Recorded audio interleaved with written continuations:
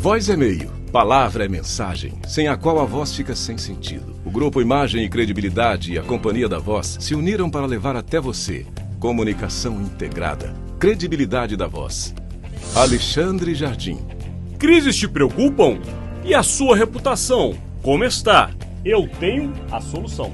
Rodolfo Lago. Você entende como as decisões são tomadas neste país? Te ajuda a escrever como os melhores jornalistas. Luiz Ximenes. Você já se ouviu gravado? Quer melhorar? Vem pra cá que eu te ajudo. Estevão Damásio. Use o poder do rádio e dos podcasts para passar a sua mensagem. Pode contar comigo. Profissionais da voz e da palavra em uma fábrica de podcasts, entrevistas, cursos, treinamentos e consultorias e conteúdos que irão contribuir na sua tomada de decisão. Soluções em comunicação. Credibilidade da Voz. Uma parceria dos grupos Imagem, Credibilidade e Companhia da Voz. O julgamento de Jair Bolsonaro continuou, mas a decisão ainda não saiu. Começa agora, JBR News. Na noite de ontem, terça-feira aqui em Brasília, houve mais uma sessão, se é que a gente pode dizer assim, do processo de inelegibilidade ou possível inelegibilidade, lembrando que isso se trata de um impedimento de um político poder se candidatar às eleições e, no caso do ex-presidente Jair Bolsonaro, seria até 2030. Esse assunto ainda não foi decidido, mas ontem se avançou e quem estava lá pessoalmente acompanhando tudo é aqui Rodolfo Lago, que vai nos contar em detalhes o que aconteceu. Mas antes, Rodolfo, eu queria passar para quem está do outro lado uma apuração que eu fiz junto a pessoas ligadas ao presidente Bolsonaro ou ao bolsonarismo, como a gente acostumou a dizer, falando que a estratégia do presidente ou do ex-presidente é nesse período de atraso da decisão e reforçando aquela estratégia de se levar o mais longe possível, como nós inclusive falamos aqui, até o STF, é para que o ex-presidente possa rodar o Brasil, fazer movimentações, demonstrar que ele tem ainda apoio popular, e aí sim, com este apoio popular, de alguma maneira, conseguir pressionar os ministros. Não mais do TSE, porque é dado por eles que essa causa está perdida no TSE, mas para pressionar os ministros da Suprema Corte ou do Supremo Tribunal Federal. Mas vamos lá, vamos falar de ontem, porque você estava lá pertinho. Conta tudo pra gente, Rodolfo. Vamos lá. Foi enfim, pouco dentro da linha do que a gente já imaginava, que era meio previsto, né?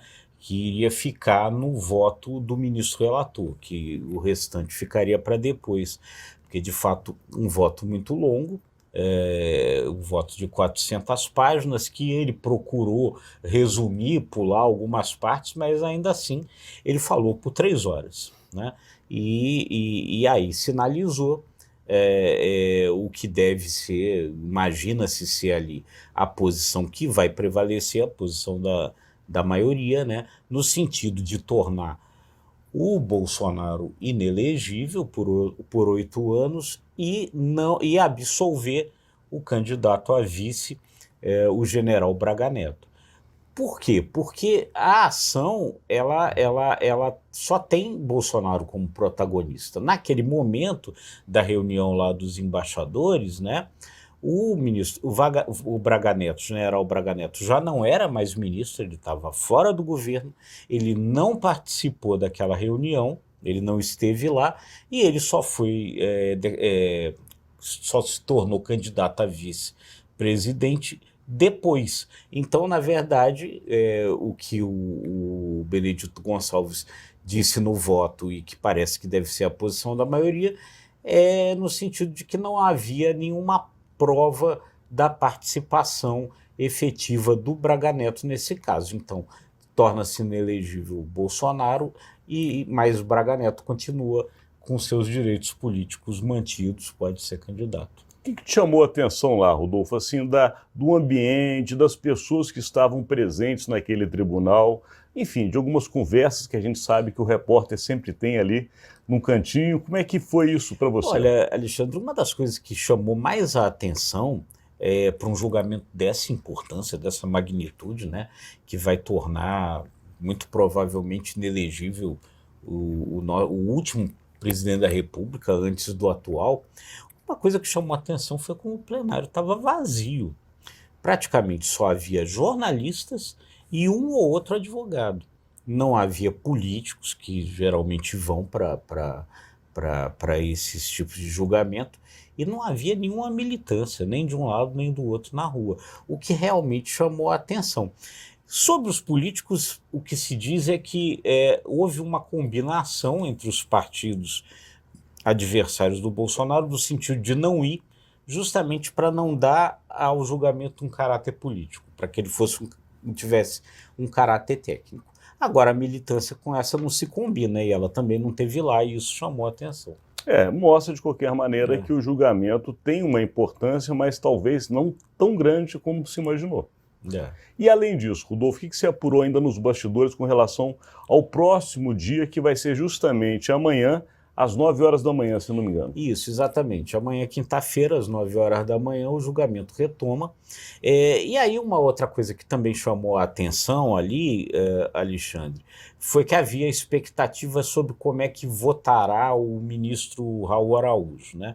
Que é o próximo ministro a votar. Em algumas decisões aí anteriores, ele deu votos favoráveis ao Bolsonaro. Por exemplo, quando ele proibiu a cantora Pablo Vittar de levar uma bandeira do Lula naquele festival de música Lollapalooza, né? Em São Paulo. Em São Paulo. Então havia uma expectativa, o Bolsonaro chegou a dizer, espero que o ministro Raul Araújo peça a vista. Ontem de noite, logo depois que terminou o voto do Benedito Gonçalves, o presidente do TSE, o ministro Alexandre de Moraes, perguntou ao Raul Araújo se ele já queria votar ou se preferia deixar para quinta-feira. E o ministro pegou e disse assim, não, eu prefiro deixar para quinta-feira diante do adiantado da hora. Mas o que se chamou a atenção é que se ele tivesse a intenção de pedir vista, é o que acham ali os outros ministros, ele já teria feito na sessão de ontem. Se ele nada disse que ia votar na quinta-feira, a impressão que ficou ali é que na quinta-feira ele vota. Se a favor ou se pela condenação ou não do Bolsonaro, só vamos saber na quinta. Mas provavelmente ele não irá pedir vista. Portanto, a novela continua. Os próximos capítulos definirão o futuro do presidente Jair Bolsonaro. E mais do que isso, nós aqui estaremos acompanhando, como vocês viram, Rodolfo Lago in loco, como se diz, bem lá pertinho do fato. E amanhã, da mesma maneira, estaremos para poder levar até você as informações do poder, os bastidores de Brasília. Muito obrigado pela sua audiência. Muito obrigado, gente. Se gostou, curta, compartilhe, se inscreva aí no nosso canal. Até amanhã. Muito obrigado.